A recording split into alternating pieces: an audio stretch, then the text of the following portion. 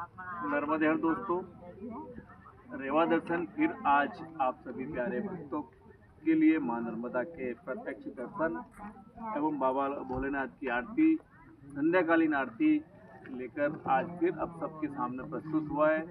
तो दोस्तों, सर्वप्रथम आप मां नर्मदा के दर्शन रेवा दर्शन के माध्यम से रोजी की भांति आप दर्शन कीजिएगा।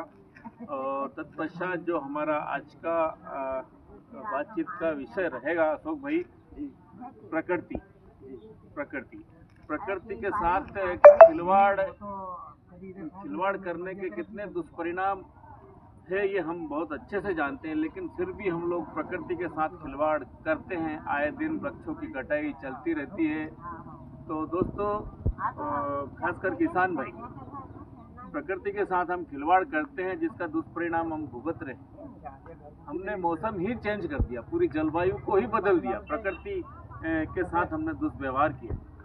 तो अशोक भाई, आप प्रकृति को लेकर हमारे दर्शकों को समक्ष क्या बातें रखना चाहेंगे? नर्मदे हर दोस्तों, आप सबका रेवा दर्शन के चैनल पर बहुत बहुत स्वागत करते हैं। हम सभी भाई मिलके आज हमारे साथ राजेंद्र जी, डॉक्टर साहब, सदाशिव जी, रामानंद भैया और कैमरे पे हमारे नगर सेठ मौजूद हैं। और ये सब की एक पूरी कोशिश ये रहती है कि आपको मां नर्मदा के प्रत्यक्ष दर्शन प्रतिदिन कराया जाए। आपने बहुत अच्छा एक विषय दिया है, प्रकृति के साथ जो खिलवाड़ मानव ने किया है वो बहुत निंदनीय है।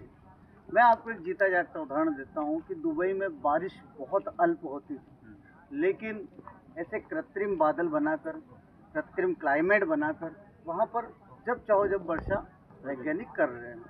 तो उससे क्या होता है कि प्रकृति के साथ एक छेड़खानी हो रही है।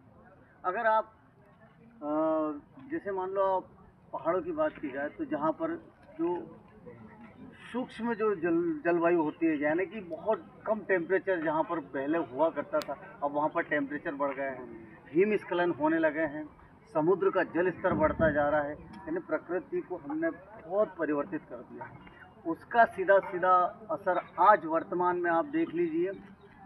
ये पूरा जुलाई का महीना ख़त्म होने पर है और वर्षा को अगर लेके कहा जाए तो बिल्कुल शून्य है। मां नर्मदा का जल पीछे की ओर अब चला गया है, यानी और कम हो गया है। तो इस तरह की छेड़खानी जो हम प्रकृति के साथ कर रहे हैं, ये कहीं ना कहीं मानव का विनाश निकट आने की हम सारी की सारी तैयारियां कर रहे हैं। तो ज़्यादा से ज़्यादा कोशिश ये की जाए कि प्रकृति को वापस संवारा जाए। हर व्यक्ति की जिम्मेदारी कि इस बार मौसम में एक वृक्ष जरूर लगाए। नर्मदे हर दोस्तों। नर्मदे हर अशोक भाई, आप प्रतिदिन की तरह आज भी चैनल पर आए। सदाशिव भाई, आप भी, डॉक्टर साहब आप भी आए चैनल पर, बहुत बहुत धन्यवाद। और अंत में मैं यही कहना चाहूँगा, अच्छे कार्य हमेशा आपको आत्मिक शांति और सुकून देते हैं। तो प्रकृति के साथ खिलवाड़ न करते हुए इस साल फिर वृक्षारोपण पे ध्यान दें। नर्मदे।